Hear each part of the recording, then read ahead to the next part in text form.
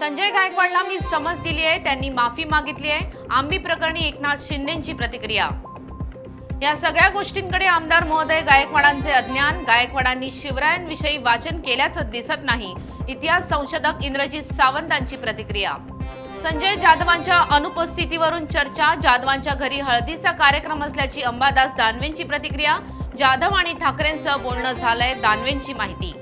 भाजप प्रदेश उपाध्यक्ष सुजय विखे यांनी घेतलं चौंडी येथे पुण्यश्लोक अहिल्यादेवी होळकर स्मारकाचं दर्शन। होळकरांच्या त्रिशताब्दी वर्षदिनानिमित्त गोदा ते नर्मदा यात्रेचा चौंडी येथून आयोजन। मुख्यमंत्री देवेंद्र फडणवीस यांच्या मार्गदर्शनाखाली जलयात्रेचं आयोजन। बीड गेवराई शहरात रात्रीतून उभारला गेलेला शिवरायांचा पुतळा नियोजित जागेत बसवला। फेब्रुवारी महिन्यात रात्रीतून महामार्गाच्या मधोमध उभारला गेला होता शिवरायांचा अश्वारूढ पुतळा। शिवप्रेमींमध्ये उत्साहाचं वातावरण।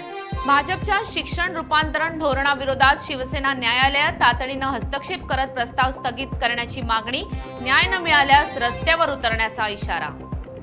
बीड केज नगरपंचायत हादरली। 4,24,00,000 रुपयांचा घरकुल घोटाळा उघड। तत्कालीन मुख्याधिकाऱ्यांसह 6 जणांवर गुन्हा दाखल।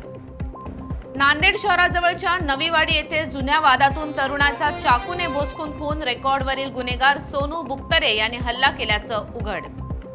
साताऱ्यातील शाहूपुरीतील विनापरवाना शस्त्र बाळगणाऱ्यांविरोधात पोलिसांची कठोर कारवाई। 20 वर्षीय हर्षल भोसलेवर गुन्हा दाखल करत पिस्तूल जप्त।